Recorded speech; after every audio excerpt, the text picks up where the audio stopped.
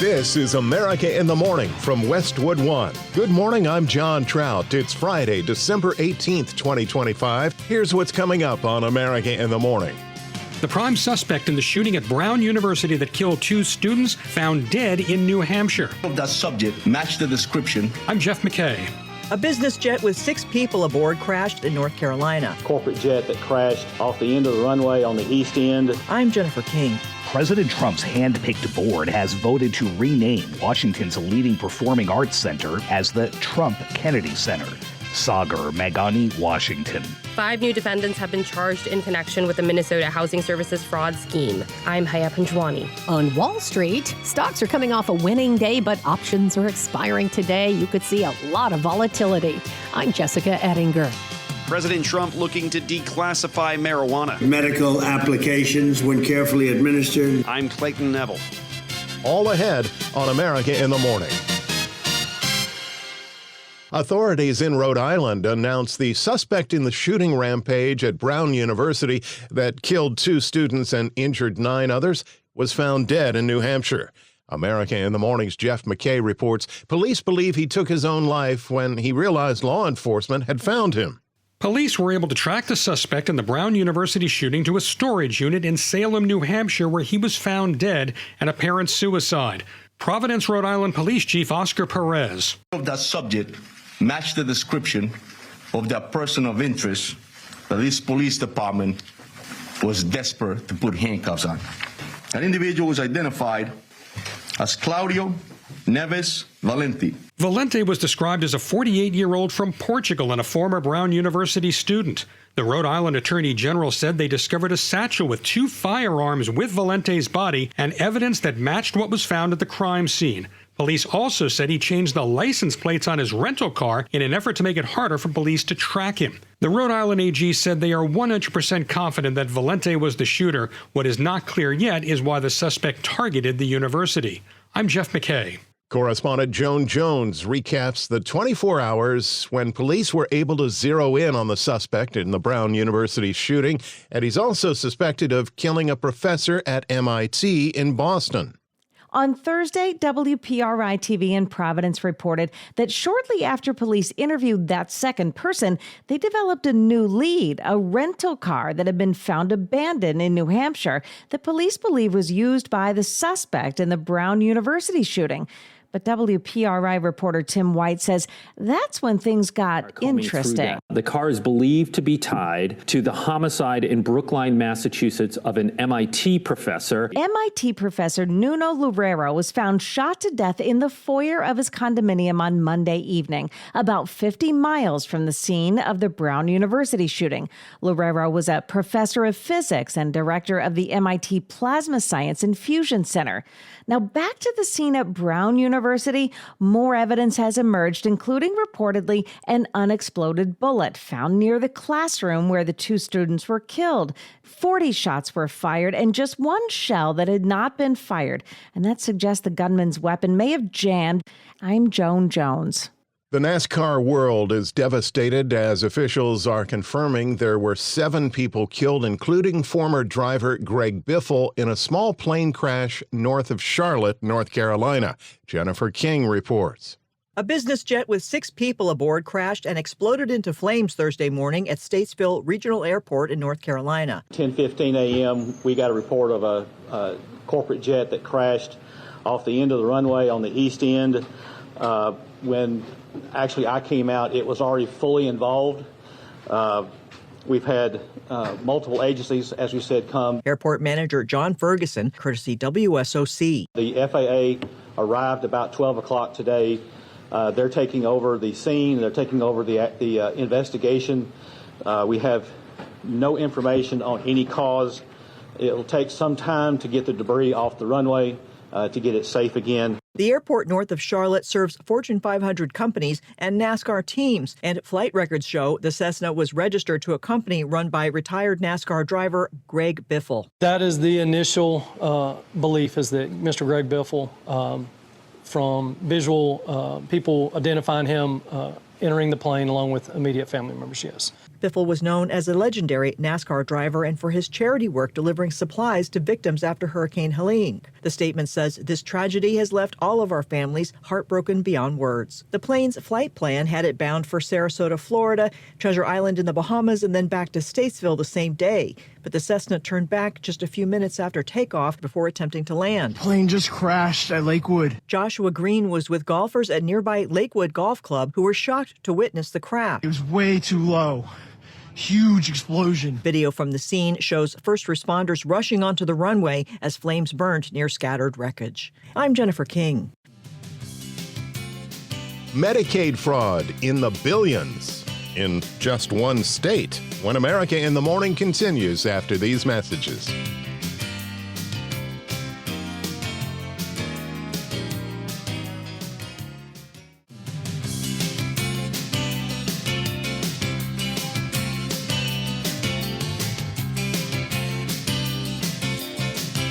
Back now on America in the Morning with the prospect of more rain and storms in the Pacific Northwest and Northern California. Here's AccuWeather.com meteorologist Brian Thompson. It's been an increasingly active weather pattern across the Pacific Northwest and across Northern California as well, and we're seeing more in the way of rain. It's going to be another pretty wet day across much of Northern California today, and also into southwestern parts of Oregon, and even up through about Portland. We're looking at some showers today in addition to what rain has already fallen. Certainly has been some heavier rain. It's going to continue to be some heavier showers pushing on through. Western parts of Washington, a hard-hit area of late with heavy rain, just some showers today.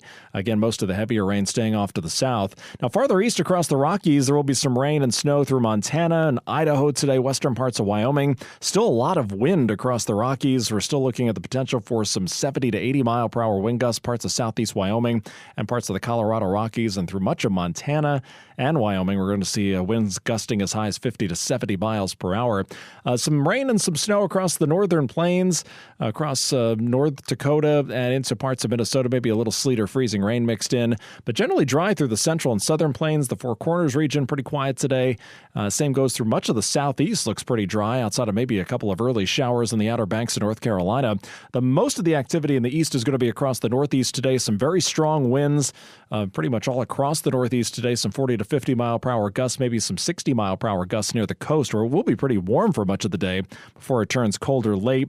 We'll also have to watch for some rain, which could be heavy at times, and that combination of rain and wind is likely going to be causing some travel delays today, especially at many of the airports.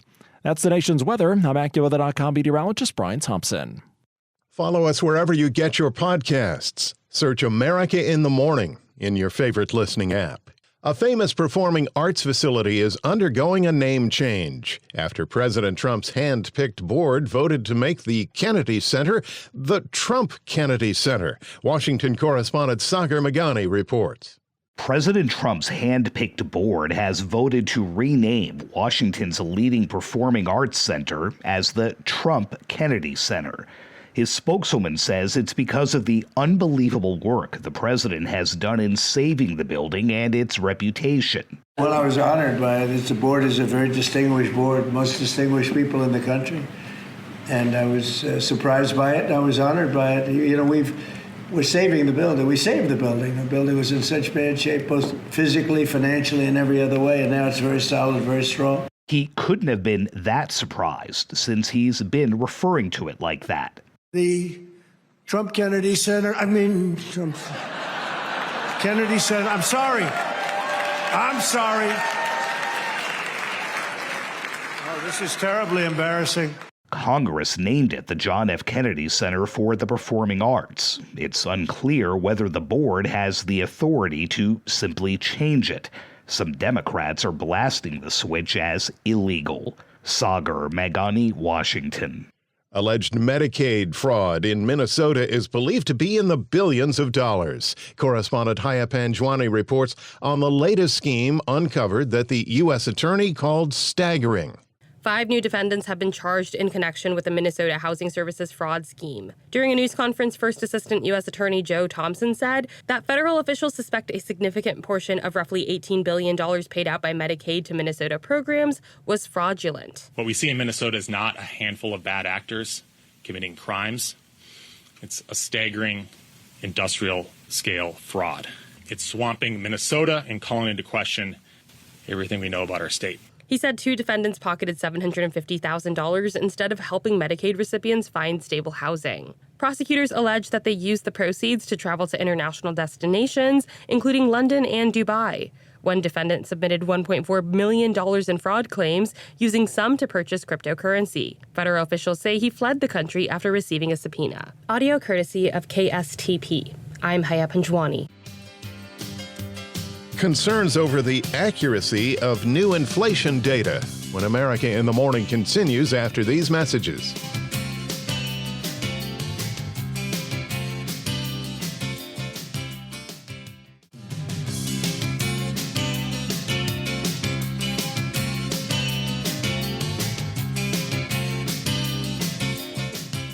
The Business Report is sponsored by Gusto. Gusto's a simple online payroll and benefits tool built for small businesses. Learn more at gusto.com/radio. With the Friday Report on America in the Morning, here's CNBC's Jessica Ettinger. Wall Street opens this morning after a winning day for stocks yesterday on a cooler than expected November inflation report. Although the rally yesterday faded when questions arose about the data in that report. Still, the S&P 500 index snapped a 4-day losing streak yesterday. Now, the delayed CPI, Consumer Price Index, showed inflation rose again last month, just not as drastically as feared. It was up 2.7% instead of the 3% economists had expected. Oh, maybe coming in a little bit better than expected. 2.7%, a little light here. Year over year, 2.7%. Ex-food and energy core 2.6, so 0.4 off. That is a very good number here. That's CNBC senior economics reporter Steve Leisman. And here he is with CNBC's Carl Quintanilla talking about the accuracy of those inflation numbers. Some questions now being raised about how much we might trust this print. Our Steve Leisman's looking into that. I'm seeing the Brussels response this morning. Dude, that was one flawed report. The bond market and economists highly skeptical, with many saying changes to the data gathering process. They started gathering data mid-month, distorted the numbers. RSM saying, as Carl just quoted, dude, that was one flawed report. Morgan Stanley, a little more perhaps politics, saying this was a noisy print, making it difficult to draw strong conclusions. One economist says the inflation devil is in the details. It's frustrating because they haven't even posted the information that I would need to parse all of this, given the confusing way they've displayed the information. But the important number is the year-over-year change in the prices of core goods. And that was 1.4%. And that may not sound like a lot, but this is a category that in normal times has negative inflation all the time. And this is where we're seeing tariffs. Brookings Institution's Wendy Edelberg on CNBC. Cannabis company shares had a good day yesterday. President Trump signed an executive order reclassifying pot, opening the door to broader access. American Airlines will not let basic economy flyers earn miles anymore. The lowest fare ticket won't count toward a passenger's status. Today could be a wild day for trading on Wall Street. Brace yourself, a volatile end of the week, because of what Goldman Sachs says will be the largest options expiration on record at more than $7 trillion. Also on today's watch list, we get the latest existing home sales numbers. We get a new read on consumer sentiment. Earnings are coming from Paychex, ConAgra, and Carnival Cruises. And new in theaters, Disney's Avatar, Fire and Ash, Lionsgate's The Housemaid, and Paramount's SpongeBob movie Search for SquarePants. CNBC's Jessica Ettinger.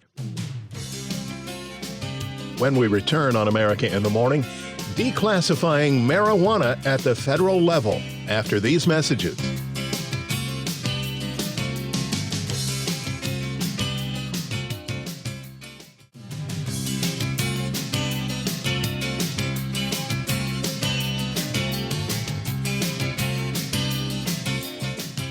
Welcome back, here with America in the Morning.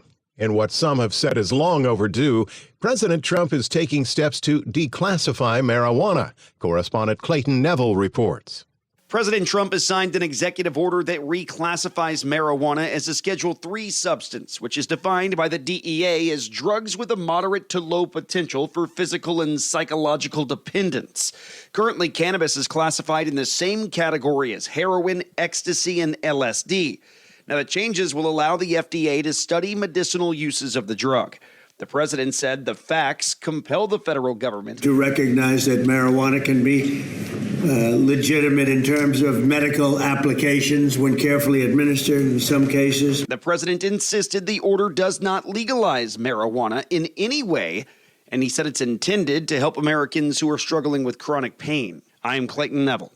There's a changing of the guard in the Big Apple, but with a Windy City feel. Correspondent Donna Warder reports that the Vatican will replace the retiring Archbishop of New York, Timothy Cardinal Dolan, with a bishop from Chicago, who's a former neighbor of Pope Leo XIV. Pope Leo XIV has named a fellow Chicagoan as the next Archbishop of New York.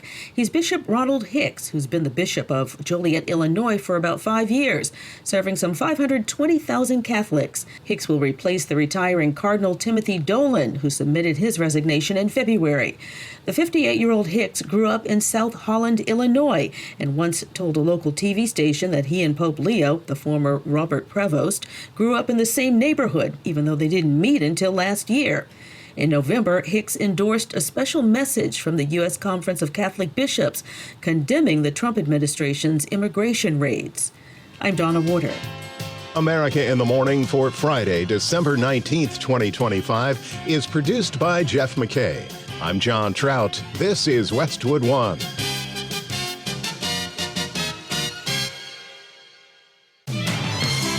This is America in the Morning from Westwood One. I'm John Trout. Coming up this half hour. Today, all of the Jeffrey Epstein files are to be made public. I'm John Stolnis in Washington.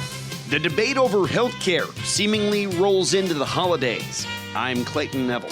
The life sentence was handed down for the murder of Anna Walsh, whose body has never been found. I'm Sue Aller.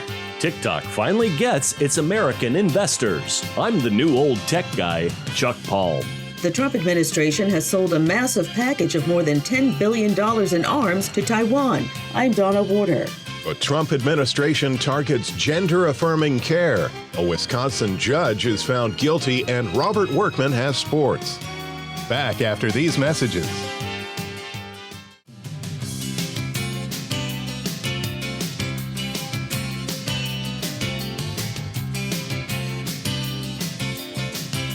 America in the Morning continues. Portions of the Northeast and Eastern Seaboard will receive rain today. Here's the forecast from AccuWeather.com meteorologist Brian Thompson. A powerful storm system passing by to the north is going to bring some rain and a lot of wind across the Northeast today. Winds will be gusting in general about 40 to 50 miles per hour. And we could have some gusts upwards of 50 to 60 miles per hour from Portland, Maine, down through Boston, Providence, New York City, and along the Jersey Shore as well, and perhaps some of the higher terrain as well. We're looking at some very strong winds throughout the day. It's eventually going to usher in some colder air after it starts out in the 50s, even near 60 in some spots.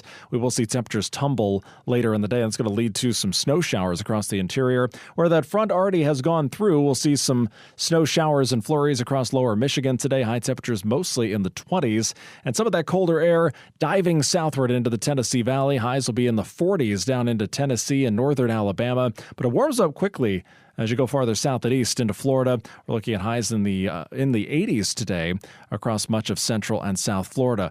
Now, across the Midwest and in the northern plains, we're going to be watching for a bit of snow in northern Minnesota. Across much of North Dakota, could be a bit of sleet or freezing rain mixed in. A lot of wind also across the Rockies. We're looking at the potential for 70 to 80 mile per hour wind gusts around Cheyenne and across the Rockies. And also some rain and some snow as well. And watching some rain across Northern California, western parts of Oregon. There could be some heavy downpours that could lead to flooding, and there will be some showers into western parts of Washington state, but most of the heavier rain will be off to the south. And that's the weather across America. In Detroit today, very windy and cold with some flurries, high 27. Cloudy and windy in Salt Lake City today, maybe a late day shower with a high of 55.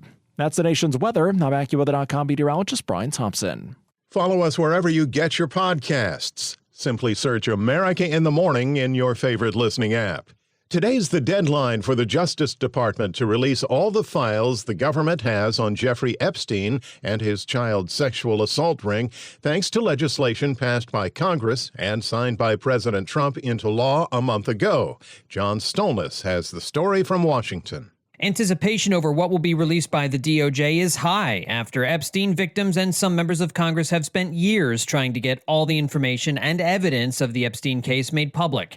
Democratic Congressman Ro Khanna is a co-sponsor of the legislation that passed Congress requiring the DOJ to release everything. We will see thousands of documents that we should have seen decades ago. 3 federal judges have ordered the release. As I'm speaking, dozens of lawyers on the national security team at the Department of Justice are preparing the documents for release. Republican Thomas Massie is the other co-sponsor of the bill. He says the law they passed is perfectly clear and leaves no wiggle room for the Justice Department to withhold anything. This is a fresh law that was passed unanimously in the Senate, passed 427-1 in the House, with modern terms that are not ambiguous. This president, he's agreed to comply with this law if he signed this law. He had a part in making this the law, so his attorney general has to comply with it. Khanna says any attempt by Attorney General Pam Bondi or anyone else in the Trump administration to withhold information will be violating the law. Anyone who tampers with these documents or conceals documents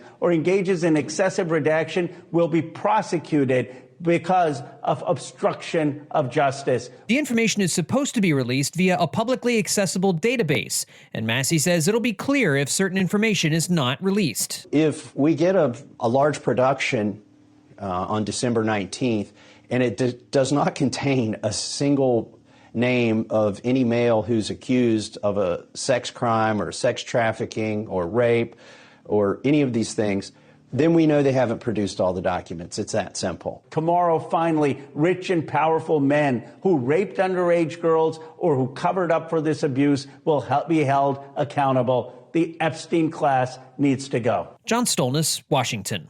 Despite the GOP-led health care bill that passed the House without addressing the Affordable Care Act, there is a demand by Democrats to extend Obamacare subsidies that for many will double or triple in cost before lawmakers go home for the holidays.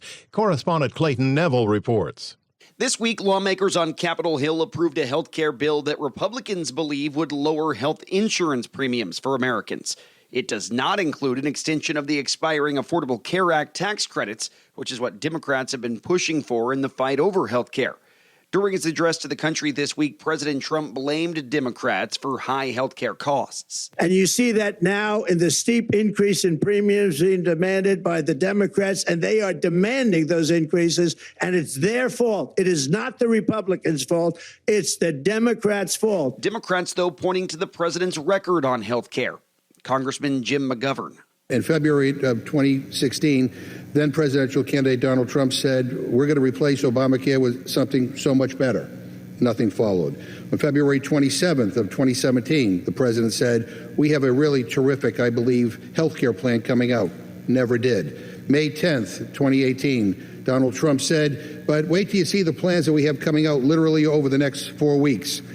We have a great health care plan coming out. Nothing happened. Healthcare has been a contentious topic as the year ends in D.C., some pushback within the GOP. At some point, people will look at this body and say, maybe we should get rid of all 435 members of the House and all 100 members of the Senate and start over, because Congress is literally failing the American people. Congressman Chip Roy ripped his Republican colleagues for attacking Democrats on health care. Sit here saying, well, you guys aren't doing anything about the massive expensive cost of health care. Why do you think it's expensive? Because you literally cut a deal with insurance companies to run health care. Well, congratulations. Senate Majority Leader John Thune is standing by the suggestion that ACA tax credits have to go away to make health care more affordable. As far as the measure that passed this week, the Congressional Business Office estimates that bill will save the government nearly $36 billion per year. President Trump backs the Republicans' plans to deliver money directly to Americans through health care savings accounts. I'm Clayton Neville. Soon after the House of Representatives narrowly passed a bill championed by Congresswoman Marjorie Taylor Greene, the Trump administration announced sweeping new proposals to effectively eliminate gender-affirming care for minors. Washington correspondent Sagar Magani reports. On this vote, the yeas are 216, the nays are 211. The bill is passed without objection. The motion to reconsider is laid on the table. The Trump administration is proposing sweeping new restrictions that would effectively ban gender-affirming care for minors. Doctors assume a solemn obligation to protect children. Yet doctors across the country now provide needless and irreversible sex-rejecting procedures that violate their sacred Hippocratic oath by endangering the very lives that they are sworn to safeguard. It's the latest crackdown on transgender Americans. The new proposals include cutting off federal Medicaid and Medicare funding from hospitals providing such care to children and prohibiting federal Medicaid dollars from being used to fund procedures. The first rule will bar hospitals that participate in Medicare and Medicaid, which is almost every hospital, from performing these dangerous and harmful procedures. The second rule prohibits the federal Medicaid dollars from funding the sex-rejecting procedures on minors. Health Secretary Robert F. Kennedy Jr. says rob kids of their futures. So-called gender-affirming care has inflicted lasting physical and psychological damage on vulnerable young people. This is not medicine, it is malpractice. We're done with junk science driven by ideological pursuits, not the well-being of children. The approach contradicts the recommendations of most major U.S. medical organizations. The proposals are not final or legally binding, but will likely further intimidate healthcare providers from offering gender-affirming care to children. Many hospitals have already stopped. Sagar Meghani, Washington. When we return on America in the Morning, American investors get a piece of TikTok after these messages.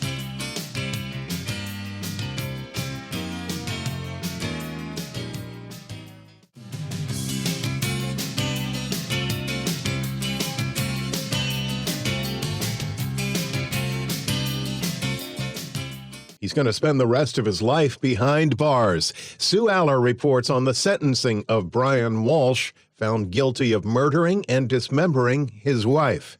It's life in prison without the possibility of parole for a Cohasset, Massachusetts man.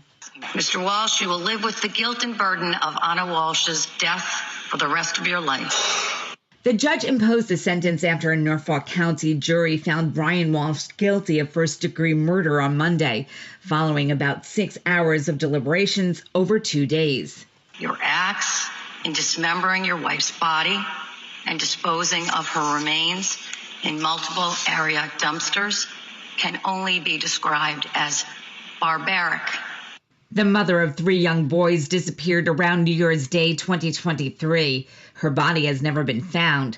Anna's sister was in the courtroom saying she is deeply missed. The most painful part of this loss is knowing her children must now grow up without their mother's hand to hold. They now face a lifetime of milestones, big and small, where her absence will be deeply and painfully felt. Walsh also received additional prison time for misleading police and illegally disposing of a body. I'm Sue Aller. A Wisconsin judge was found guilty late Thursday of obstruction for helping a Mexican immigrant evade federal authorities after learning of his imminent arrest, but the judge was acquitted of concealing him. The jury returned the split verdict against Milwaukee County Circuit Court Judge Hannah Dugan. Prosecutors claimed that Dugan sought to block Eduardo Flores Ruiz's arrest for being in the U.S. without permanent legal status, guiding him out a back door of her courtroom after learning a federal immigration task force planned to take him into custody at the Milwaukee County Courthouse. Flores Ruiz was set to appear in Dugan's courtroom on 3 misdemeanor counts of battery. As agents were waiting outside the courtroom, she faces up to 5 years in prison for obstruction. The Trump administration is selling a massive military defense package to Taiwan, but with the sale comes saber-rattling from China. Correspondent Donna Warder reports. The U.S. State Department says the Trump administration has sold a massive package of more than $10 billion in arms to Taiwan. The sale announced late Wednesday includes medium-range missiles, howitzers, and drones. And that has angered China, which has been ratcheting up its aggressiveness toward Taiwan. China's foreign ministry says the sale seriously violates the One China policy, A spokesman says it gravely harms China's sovereignty, security, and territorial integrity, severely undermines the stability of the Taiwan Straits, and sends a wrong signal to Taiwan independent separatist forces. China firmly opposes this and strongly condemns it. Under federal law, the U.S. is obligated to aid Taiwan with its self-defense. China has vowed to take Taiwan by force if necessary. I'm Donna Warder. Big news in the tech world as ByteDance has signed a deal to sell a majority of the short video social app TikTok to American investors. The new old tech guy, Chuck Palm, has the story. ByteDance, TikTok's Chinese parent company, has signed a deal to spin off its U.S. operations into a new joint venture controlled by American investors. This move comes years after national security concerns from Washington about potential data access by the Chinese government. According to an internal memo from TikTok CEO Xu Zichu, first reported by Axios and then confirmed by Reuters, the key players in the consortium are tech giant Oracle, private equity firm Silver Lake, and Abu Dhabi-based investment fund MGX. Together, they'll hold around 45 to 50% of the new entity, with ByteDance retaining a minority stake under 20% and the rest going to affiliates of existing investors. The deal is expected to close on January 22, 2026, effectively keeping TikTok running in the United States without a full ban. Users shouldn't notice major changes and the app stays the same, but now under majority American control. This wraps up a years-long saga that started back in 2020 and ramped up with a 2024 law requiring divestiture or shutdown. It's a compromise that addresses those security worries while preserving the platform so many can rely on it for entertainment and even small businesses. For more tech news, visit thenewOldTechGuy.com. I'm Chuck Palm. Friday Sports is in. Here's America in the Morning's Robert Workman. NFL Week 16 started with a stunner in Seattle. The Seahawks rallied from down 16 in the fourth quarter, dodging the Rams 38-37 in overtime. LA led 30-14 before Rashid Shaheed returned a punt 58 yards to the house. The two-pointer made it an 8-point game. Sam Darnold then found A.J. Barner for a 26-yard score, and a nutty conversion tied the game at 30. In OT, Puka Nacua caught Matthew Stafford's 41-yard TD pass for LA, Nacua's 12th reception and second score of the game. But Darnold then found Jackson Smith-Njigba for a touchdown, and Seattle converted its third straight two-point conversion for the win. That clinches a playoff spot, and right now, Seattle holds the top seed for Coach Mike McDonald. I don't know what the stats are, but we gave up a ton of yards and a ton of points, and we got to be better. But the fight was there, and we figured out a way to win. Two more NFC clashes coming up Saturday. Eagles at the Commanders. Philadelphia can wrap up the East Division with a win. And then the Packers and Bears battle for the top spot in the North. College football, the inaugural Xbox Bowl in Frisco, Texas. Arkansas State held off Missouri State 34-28. Today, the Myrtle Beach Bowl has Kennesaw State against Western Michigan, and in Tampa, Memphis and NC State square off in the Gasparilla Bowl. Then tonight, the college football playoff begins with Oklahoma and Alabama. The remaining first-round games are Saturday: Texas A&M Miami, Mississippi Tulane, and Oregon James Madison. That's Friday Sports. When we return on America in the Morning, Fire and Ash and Jelly Roll after these messages.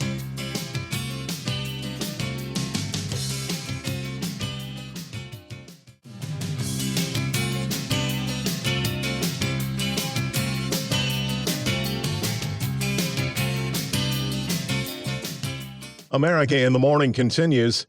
Heading to the theaters, it's time to go back to Pandora for the third Avatar movie. Kevin Carr has a sneak peek at Avatar: Fire and Ash. James Cameron is taking cinemagoers back to Pandora with a third Avatar movie. What if every human being on Earth could live here without a mask? Then the Na'vi people will be gone. In Avatar: Fire and Ash, humans continue securing a foothold on the alien world to mine its valuable resources. Jake Sully and the Na'vi have to fight for their survival again.